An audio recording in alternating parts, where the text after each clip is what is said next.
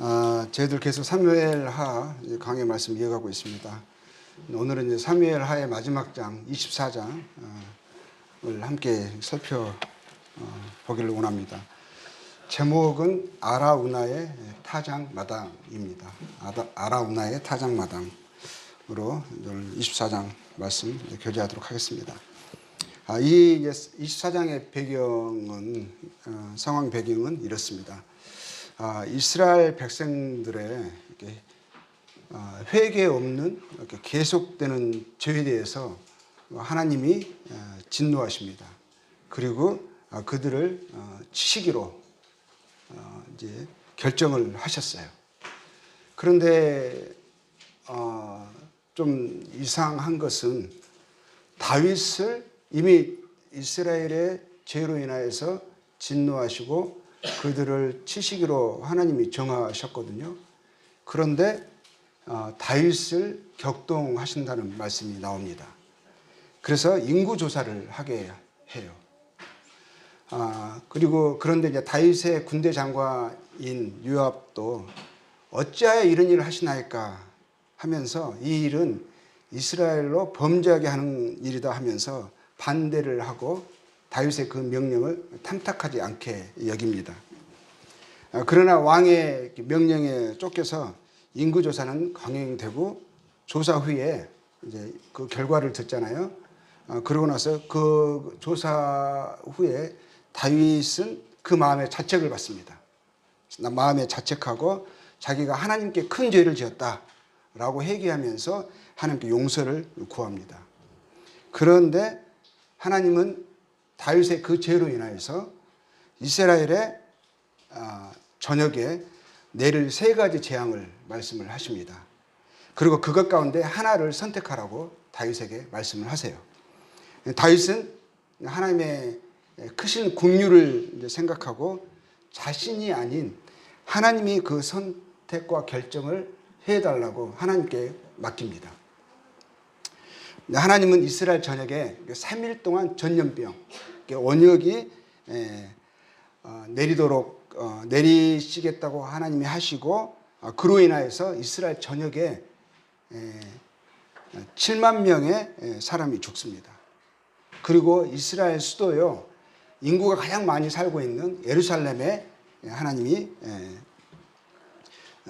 천사를 보내셔서 그 손을 들어 멸하려 할 때에 하나님이 백성들 멸하기를 하나님이 돌이키시고 다윗으로 하여금 여부스 사람은 이방인이에요. 여부스 사람 아라우나라고 하는 그 사람의 타작마당에서 하나님께 제단을 쌓아 제물로 드리라 하십니다. 다윗이 그곳에서 번제와 화목 제물을 드려요. 그리고 그것으로 인해서 하나님의 재앙은 멈춥니다. 이게 24장의 배경입니다. 그에 이제 관련된 말씀을 제가 이제 설명드린 그 부분을 몇 구절만 읽고 전체 다 읽기는 어려우니까 몇 구절만 읽고 제가 말씀드린 그 배경을 좀 이해하도록 제 말이 아니라 여기 나온 것을 저는 그냥 설명한 거니까 이제 그 말을 확인하기 위해서 한번 몇 구절만 읽겠습니다. 24장 1절 읽습니다. 여호와께서 다시 이스라엘을 향하여 진노하사 그들을 치시려고 다윗을 격동시키사 가서 이스라엘과 유다의 인구를 조사하라 하신지라 되어 있고요. 3절 보겠습니다. 요압이 왕께 아뢰되, 요압은 군대 장관이죠. 이 백성이 얼마든지 왕의 하나님 여호와께서 100배나 더하게 하사 내 주 왕의 눈으로 보게 하시기를 원하나이다. 그런데 내 주 왕은 어찌하여 이런 일을 기뻐하시나이까 하되 10절에 그래도 이제 왕의 명령이 그들을 재촉하게 해서 이제 인구 조사가 강행되고 결과가 보고를 받습니다. 결과를 10절에 보겠습니다. 다윗이 백성을 조사한 후에 그의 마음에 자책하고 다윗이 여호와께 아뢰되 내가 이 일을 행함으로 큰 죄를 범하나이다. 여호와여 이제 간구하옵나니 종의 죄를 사하여 주옵소서. 내가 심히 미련하게 행하였나이다 하니라. 14절 읽겠습니다. 그리고 하나님이 이제 3가지 재앙을 말씀하시고 그 중에 하나를 선택하라 하시는 거죠. 다윗이 14절에 다윗이 갓에게 이르되 내가 고통 중에 있도다. 갓은 이제 하나님께서 보내신 다윗에게 말하라 하신 선지자예요. 갓에게 이르되 내가 고통 중에 있도다. 청하건대 여호와께서는 긍휼이 크시니 우리가 여호와의 손에 빠지고 내가 사람의 손에 빠지지 아니하기를 원하노라 하는지라. 그래서 다윗이 그것 재앙을 스스로 선택하고 결정하기보다는 하나님께서 크신 하나님의 긍휼에 맡겨서 하나님이 결정해 달라고 하나님께 맡기는 것을 보게 됩니다. 16절 봅니다. 천사가 예루살렘을 향하여 그의 손을 들어 멸하려 하더니 여호와께서 이 재앙 내리심을 뉘우치사 백성을 멸하는 천사에게 이르시되 족하다. 이제는 네 손을 거두라 하시니 여호와의 사자가 여부스 사람 아라운나의 타작 마당 곁에 있는지라. 다윗의 백성을 치는 천사를 보고 곧 여호와께 아뢰어 이르되 나는 범죄하였고 악을 행하였거니와 이 양 무리는 무엇을 행하였나이까. 청하건대 주의 손으로 나와 내 아버지의 집을 치소서 하니라. 이날에 갓이 다윗에게 이르러 그에게 아뢰되 올라가서 여부스 사람 아라운나의 타작마당에서 여호와를 위하여 제단을 쌓으소서 하매 19절입니다. 다윗이 여호와께서 명령하신 바 갓의 말대로 올라가니라. 그리고 여호와께 번제와 화목제를 아라우나의 타작마당에서 드립니다. 자, 25절 읽습니다. 그곳에서 여호와를 위하여 제단을 쌓고 번제와 화목제를 드렸더니 이에 여호와께서 그 땅을 위한 기도를 들으시매 이스라엘에 내리는 재앙이 그쳤더라. 이게 24장 사무엘하의 마지막 장의 전체적인 배경입니다. 여호와께서 이스라엘을 향하여 진노하셨어요. 그리고 그들을 치시겠다고 이미 결정하신 거죠. 근데 이스라엘 백성은 자신들의 죄, 계속적으로 하나님이 기뻐하시지 않는 죄 가운데 사는 것에 대한 인식이 없었거나 부족했습니다. 그리고 그들은 하나님을 잘 배우지 못했어요. 하나님의 어떠하심에 대해서 인식과 믿음이 부족했습니다. 그들은 하나님의 선택한 하나님의 백성들이고 그래서 그들은 다른 민족에 비해서 하나님의 도우심과 은혜를 경험했고 하나님을 알고 있습니다. 그리고 심지어는 위대한 하나님의 왕인 다윗의 통치를 받고 있으면서도 여전히 자신의 생각과 원함대로 주변 나라, 이방 나라, 세상의 방식을 쫓고 악한 삶을 살아가는 것을 잘 멈추지 않습니다.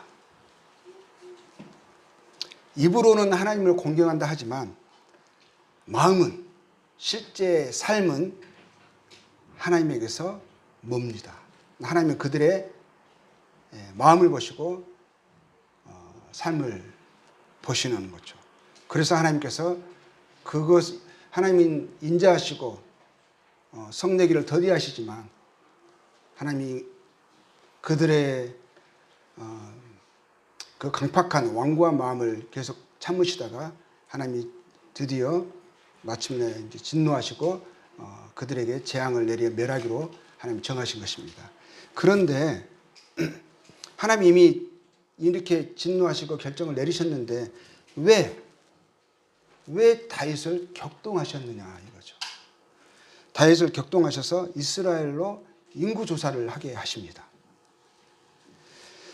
이제 나중에 보면은 다윗의 인구조사는요, 이스라엘 전 사람들의 인구를 조사하는 것이 아니라 이스라엘 전체 민족 가운데 군대에 참여할 수 있는 남자의 수에 대한 조사였습니다. 곧 가능한 군 병력 동원에 대한 조사였던 것이죠. 이게 얼마나 막강한 군사력을 보유하고 있는지를 알고자 했던 것이에요. 근데 조사 결과는 24장 9절에서 보는 것처럼 요압이 백성의 수를 왕께 보고하니 곧 이스라엘에서 칼을 빼는 담대한 자가 80만 명이요 유다 사람이 50만 명이었더라. 그러면 이 다윗의 인구 조사는 무엇이 문제입니까? 이것이 죄가 된다고 했거든요. 이것 때문에 다윗이 내가 하나님께 범죄하였고 내가 심히 미련하게 행하였나이다 하면서 마음의 자책을 받고 회개하고 하나님께 용서를 구했거든요. 그런데 이 인구조사가 왜 문제나는 것이죠. 그리고 왜 하필이면 이것을 하나님이 격동하셨다고 하셨냐는 거예요. 물론 이제 역대상 동일한 이 내용이 역대상에 다시 나옵니다.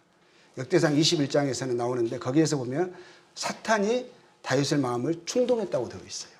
사탄이 충동하고 하나님이 허용하신 것이거든요. 근데 여기 사무엘하에서는 하나님이 격동했다는 말씀으로 나와 있습니다. 하나님이 허락하셨다는 것을 그렇게 이제 말씀하시는 거죠. 근데 인구조사가 왜 문제냐는 거죠. 이것은 다윗의 교만의 발로였습니다. 이제 사무엘상에서 보면 요나단이 블레셋 적진에 그의 무기 드는 자와 함께 돌진을 합니다. 그럴 때 요나단이 했던 말이 있어요. 사무엘상 14장 6절에 이렇게 말했습니다. 여호와의 구원은 사람이 많고 적음에 달리지 아니하였느니라 하고 믿음으로 하나님 의지하여 나가서 큰 승리를 거두었습니다. 그리고 또 심지어 다윗이요 골리앗과 싸우러 나아갈 때에 그가 했던 말이 이렇습니다. 또 여호와의 구원하심이 칼과 창에 있지 아니함을 이 무리에게 알게 하리라. 전쟁은 여호와께 속한 것인즉 그가 너희를 우리 손에 넘기시리니 라고 다윗이 이렇게 하나님의 의지하고 적진에 다윗에게 두려움 없이 나가서 승리를 거두었습니다. 그리고 또 다윗의 시 가운데 시편 20편 7절에 보면 다윗이 이런 말을 고백을 합니다. 어떤 사람은 병거, 어떤 사람은 말을 의지하나 우리는 여호와 우리 하나님의 이름을 자랑하리로다. 다윗은 사람의 군사의 많음과 많은 병마와 병거를 의지하지 않았습니다. 그는 하나님을 의지하는 사람이었습니다. 지금까지 다윗과 이스라엘이 거둔 승리는 말씀드린 대로 군사의 많음과 마병의 수에 있지 않았던 것이죠. 겸손히 하나님을 의지하고 그를 경외하고 순종하는 것이 능력이 되어서 승리를 거듭했고 지금의 영광과 번영의 이유였습니다. 그런데 그들의 강함과 승리의 원인을 하나님에게서가 아니라 군사의 수와 자신의 능력에서 찾고 그것으로 자랑하려는 마음에 유혹이 되었던 거죠. 그것은 사탄의 충동이고 재앙과 저주와 화의 원인이고 동기가 됩니다. 하나님은 이스라엘의 다윗의 이 일로 인해서 재앙을 내리시겠다 하셨습니다. 그러나 그 재앙이 다윗 개인에게 국한된 것이 아니라 이스라엘 전체에 해당이 됩니다.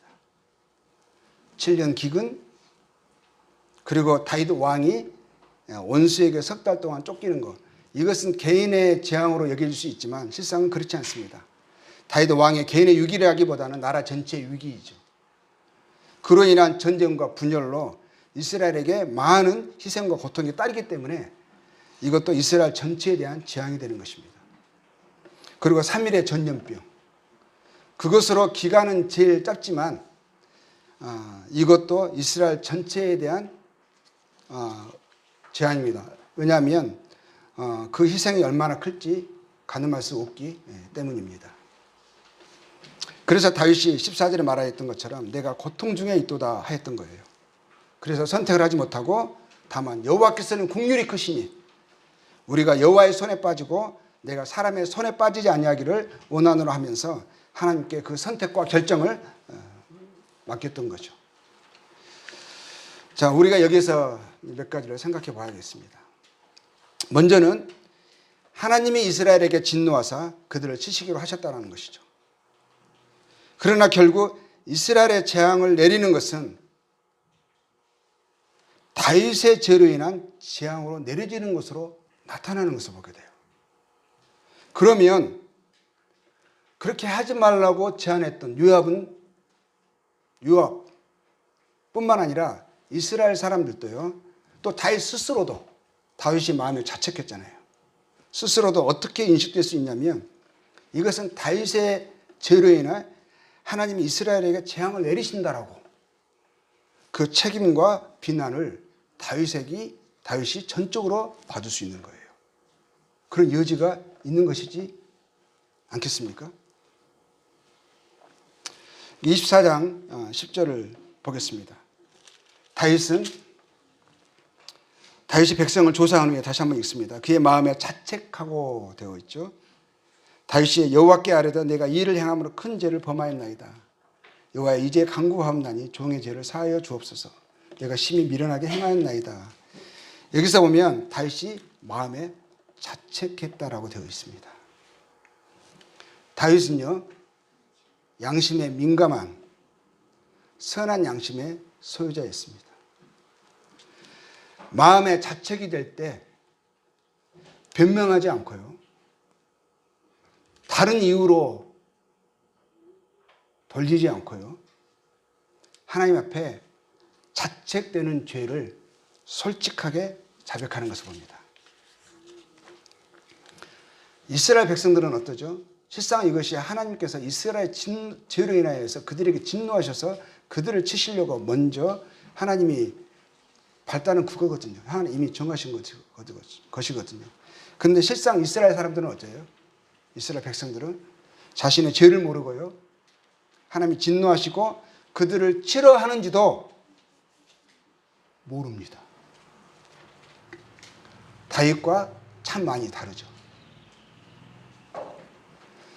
하나님의 백성의 왕은, 지도자는, 하나님의 사람은요, 이러한 중심의 소유자이어야 합니다. 이스라엘과 같아서는 안 되는 거예요. 이스라엘처럼 일반의 사람들은요, 삶에 갑자기 재앙, 문제, 갈등, 어려움 등이 일어났을 때요, 흔히 어떻게 합니까? 다른 사람들과 혹은 환경에요, 심지어는요, 하나님께 원망하고 탓하고 불평합니다. 문제의 원인을 자신에게서 차지를 하지 않죠. 그러나 다윗은 어땠습니까? 죄와 허물의 자신의 문제를요, 양심의 가책에서 찾았습니다. 하나님께 나와 인정하고 자백하고 용서를 구했습니다. 또 하나님의 말씀으로 교제하는 형제의 고남, 13절에 보죠. 뭐라고 되어 있어요? 13절에 갓이 다윗에게 이르러 아뢰어 이르되 그랬습니다. 갓. 그러니까 하나님의 말씀으로 교제하는 형제의 고남을요, 무엇으로 받았죠? 하나님의 말씀으로 받았습니다. 양심의 자책과 형제의 고남을 가볍게 여기지 않았어요. 우리가요, 죄에서 교만에서 자유로운 자는 아무도 없습니다. 우리는 나는 그렇지 않을 거라고 자신할 수 있는 사람은 아무도 없습니다. 그래서 우리는 부단히 자신을 살피고 조심하여 겸손에 거해야 한다는 것입니다. 교만이 너무 가깝고 너무 쉽고, 그래서 누군가가 교만을 속옷에 비유했습니다. 가장 먼저 입고 가장 나중에 벗는다고. 고린도전서 10장 12절에서도요, 선줄로 생각하는 자는 넘어질까 조심하라 하셨습니다. 갈라디아서 6장 1절에는요, 형제들아 사람이 만일 범죄한 일이 드러나거든 신령한 너희는 온유한 심령으로 그러한 자를 바로잡고 너 자신을 살펴보아 그랬어요. 살펴보아 너도 시험을 받을까 두려워하라. 우리가 이처럼 죄에서 교만해서 나는 자유롭다, 완전하다라고 함부로 말할 수 있는 사람이 없다라는 것입니다.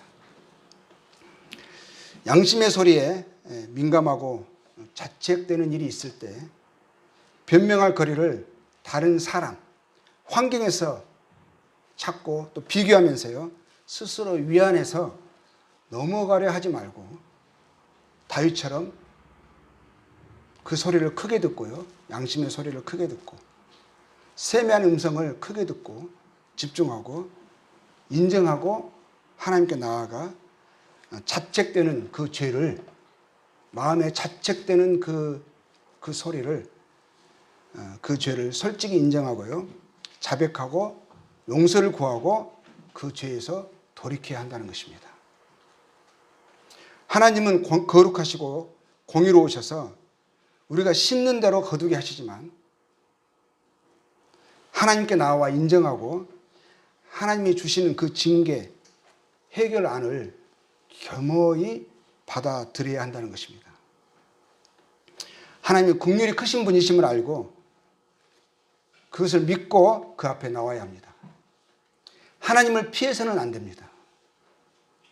하나님의 심판, 징계를 두려워하여 뒤로 물러가고 반항하고 변명하고 또 심지어는 하나님과 싸우려 해서는 안 된다는 것이죠. 그분은 우리의 유익을 위하십니다. 그분은 우리를 사랑하십니다. 그 믿음을 가지고 하나님께 나와야 합니다. 그리고 하나님께 맡기고 그분이 주시는 모든 것을, 그것이 징계이든 또 나에게 뭔가를 내려놓으라 하시는 내려놓음이든지 간에 우리가 그것을 감사함으로 받아들여야 한다는 것입니다. 다윗은 모든 것을 자신의 책임으로 돌리고 자신이 모든 것을 짊어지려 합니다. 17절에 보면은요, 이렇게 말했습니다. 다윗이 이 양무리는 무엇을 행하였나이까? 청하건대 주의 손으로 나와 내 아버지의 집을 치소서. 나와 내 아버지의 집, 나와 내 가족을 치소서 한 것입니다.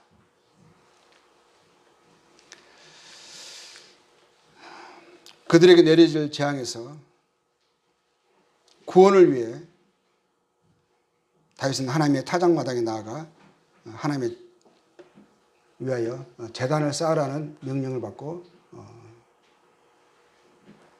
제단을 쌓기 위해 하나님 명하신 장소에 나아갑니다. 하나님의 무서운 재앙이 순식간에 또한 이스라엘의 최북단에서 단에서부터 남단 브엘세바까지 쓸고 갔습니다. 7만 명이 죽었습니다. 그리고 다윗 왕이 있는 이스라엘의 수도, 가장 많은 인구가 사는 예루살렘에 재앙이 임하려는 순간입니다.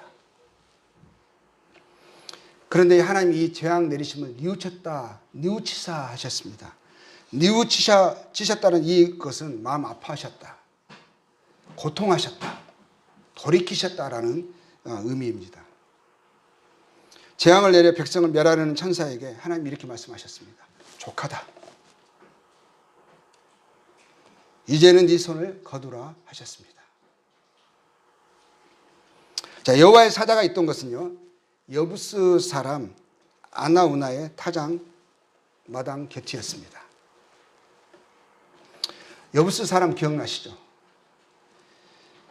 다윗이 예루살렘을 함락하려 할 때 그 이방 족속은요, 시온 성이라고 하는 요새에 난공불락의 요새라고 자랑하면서 거기에 거주하는 민족이었습니다.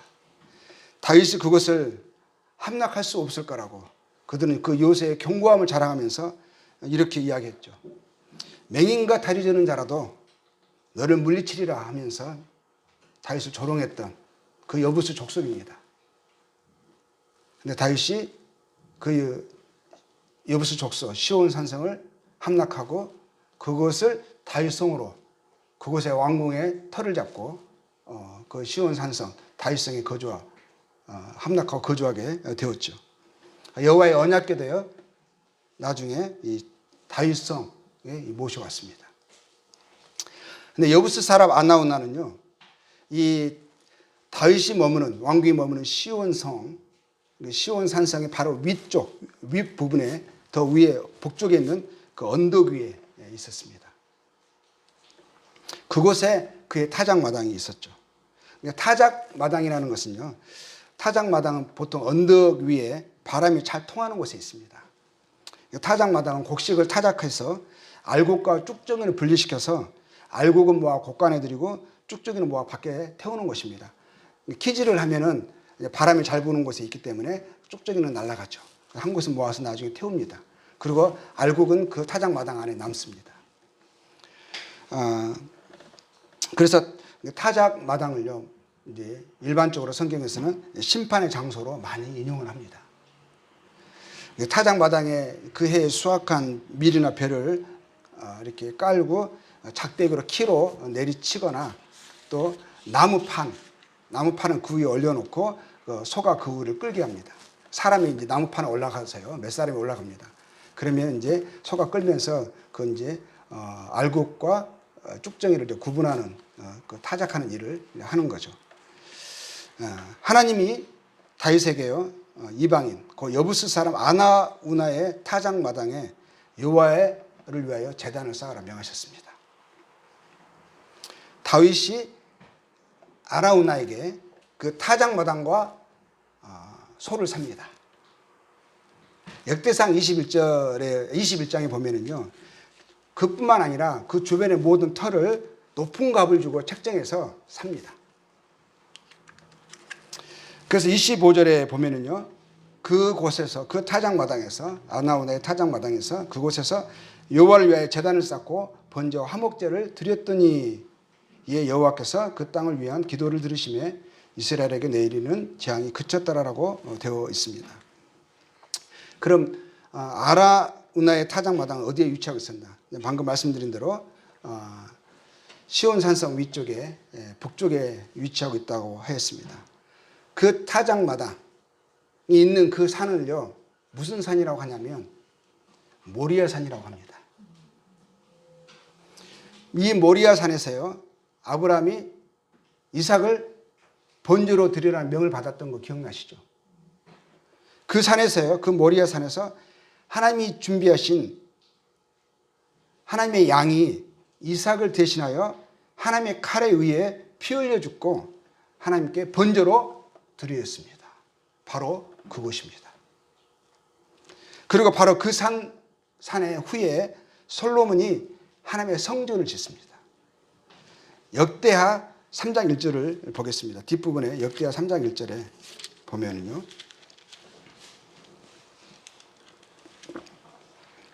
솔로몬이 성전을 짓는 그 장면이 나옵니다. 역대하 3장 1절입니다. 뒤에 나오죠. 3장 1절. 솔로몬이 예루살렘 모리아 산에 여호와의 전 건축하기를 시작하니 그곳은 전에 여호와께서 그의 아버지 다윗에게 나타나신 곳이요 여부스 사람 오르날, 그래 아나우나를 또 다른 말로 오르난이라고도 발음상 그렇게 표기하기도 합니다. 아나우나 오르나 그렇게 불려져요. 오르난의 타작마당에 다윗이 정한 곳이라 바로 그곳이죠. 타작마당 바로 그곳이죠. 그 터 위에 뭐를 지었다고요? 그 산 이름이 뭐라고요? 모리아 산이죠. 그리고 그 터 위에 성전이 건축이 됩니다. 이삭에게 내려져야 할 아브라함의 손에 들려진 하나님의 심판의 칼이 하나님이 준비하신 그 양에게 내려졌습니다. 그리고 다윗과 이스라엘 백성의 죄로 인해서 그들을 위해 내려져야 할 하나님의 심판이 모리아산 타작마당에서 희생제물 위에 내려졌습니다. 그 희생제물로 인해서 이스라엘에 내리는 재앙이 멈췄어요. 넘어갔습니다.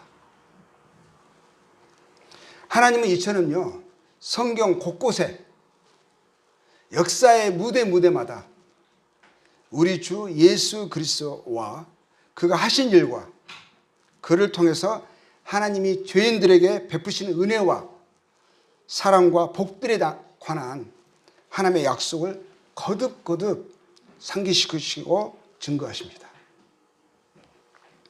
우리의 생명이, 우리의 복이 바로 우리 주 예수 그리스도이십니다. 하나님이 우리 인생들을 위해서 가장 좋은 복을 예비하셨어요. 우리가 주 예수님의 은혜와 사랑을 알고 그 사랑 안에 거하는 것, 그리고 그분의 사랑 안에서 기뻐하고 그분과 함께 살아가는 것, 이것이 인생의 성도의 행복이고 능력이고 영광이고 소망입니다. 그것이 우리의 모든 것입니다. 다윗은 아라우나의 타작마당에서 그리스도를 보았습니다. 그리스도의 오심과 그분의 타작마당, 그 십자가에서 하나님의 심판의 칼을 우리 대신 받으시고 죽으심으로 우리에게 영원한 살 길을 열어주시고 생명과 영광을 주실 것을 보았습니다. 다윗은 우리와 같은 약점을 가진 자이어서 실수와 연약, 죄 가운데 넘어져서 자주자주 넘어져서 자신뿐만 아니라 가족, 나라의 위기를 여러 차례 몰고 오기도 했지만 그의 존재와 살아가는 삶의 근본 터는 바로 하나님의 약속, 곧 여호와의 타작마당에서 우리를 살리시기 위해 그의 아들을 보내실 것과 우리를 대신하여 그의 아들을 희생제물로 삼으셔서 죽이심으로 자기와 같은 죄인을 살리실 하나님의 약속을 믿고 사는 것이었습니다.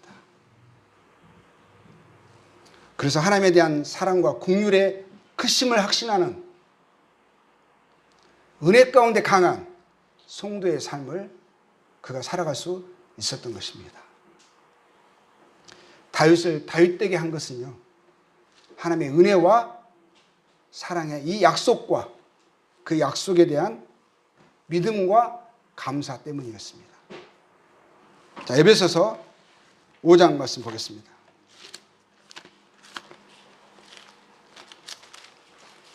에베소서 5장 2절 보겠습니다. 그리스도께서 너희를 사랑하신 것 같이 너희도 사랑 가운데 행하라. 그리스도께서 너희를 사랑하신 것 같이 우리가 이것을 믿고 감사합니다.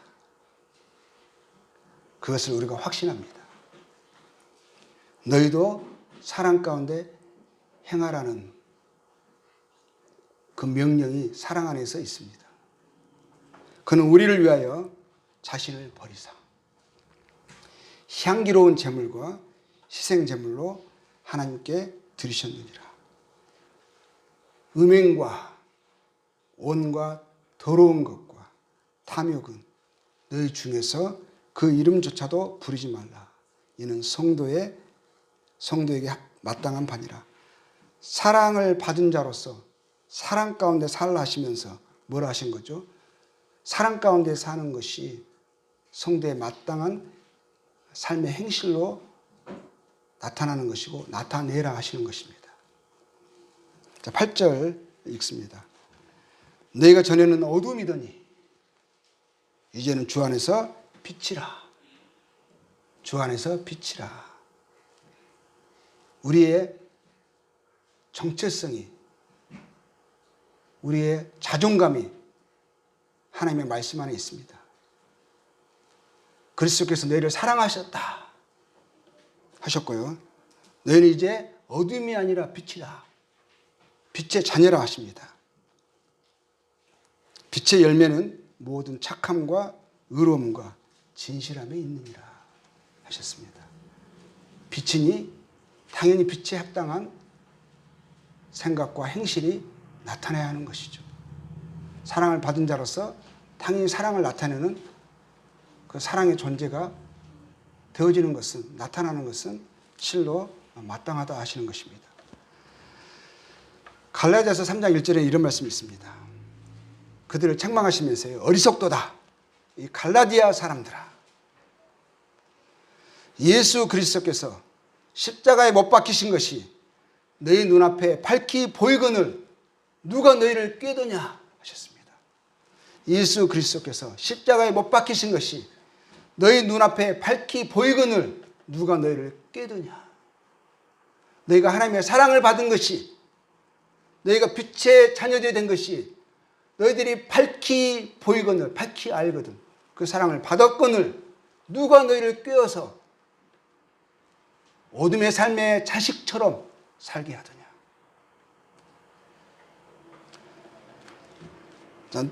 우리는 밝히 보아야 할 것입니다. 너희 눈앞에 밝히 보이거늘 그러셨어요. 우리는 밝히 보아야 합니다. 잊지 말아야 할 것입니다.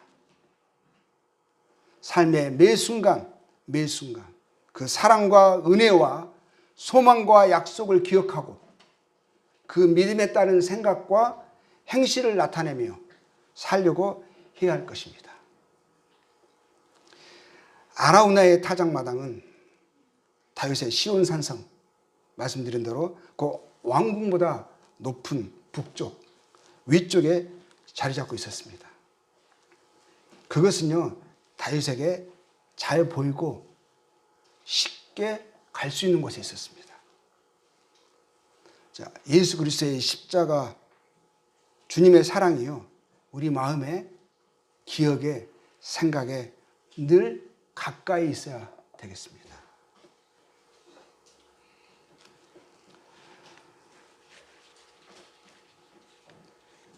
이 말씀을 이제 정리하면서요,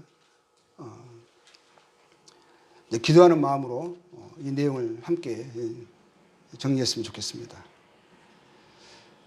기도하는 것은, 소원하는 것은요, 하나님의 징계, 진노가 있는 생각과 삶을 우리가 혹 살아가면서도 그것을 알지 못했던 이스라엘처럼 무감각하고 완고한 심령에서 저희를 건져주시고 또 보호해달라고, 악에서 저희를 지켜주시옵소서라고 기도하는, 그런 자신을 살피고 돌아보는 그런 다윗처럼 양심에 민감한 그런 사람의 중심의 소유자이어야 하겠습니다. 그런 부분을 위해서 계속 저희들이 자신을 살피고 주님의 은혜를 구해야겠습니다. 또 다윗처럼 하나님께 깨어있는 자가 되게 해주셔서 양심의 자각을 통해서도 말씀하시고 일깨우시는 하나님의 음성을 듣는 우리가 되었으면 좋겠습니다. 또 주님이 보게 하시고 듣게 하시고 깨닫게 해주신, 곧 저희들이 돌이키고 변화되어야 할 부분을 조명해 주실 때 변명하지 않고 인정하고 하나님께 나와 돌이키게 해 주소서라고 하면서 하나님과 양심에 대하여 눈, 귀를 막고 변명하고 싸우는 자가 되지 않기를, 그런 자가 되기를 소원하고 기도하게 됩니다. 또한 하나님께서 멸망에서 죄를 살리시기 위해 어떠한 사랑을 보여주셨는가를 우리가 항상 기억하는 저희들 됐으면 좋겠습니다. 그것 때문에 오늘과 내일을 살아가는 저희들 되면 좋겠습니다. 그 은혜와 사랑의 확증과 약속된 하늘 소망을, 그 하늘 소망으로 우리가 성도에 합당한 삶을 살아가는 능력과 동기가 되었으면 좋겠습니다. 그리고 우리가 항상 밝히 보는 밝은 눈을 가졌으면 좋겠습니다. 주님의 십자가와 부활과 승천과 영광의 보좌를 믿음의 눈으로 밝히 보게 하시고 주님이 다시 오실 그날을 기다리는 그러한 삶을 우리 모두가 함께 살아가기를 소원하고 촉구하면서 말씀을 마무리하겠습니다. 감사합니다.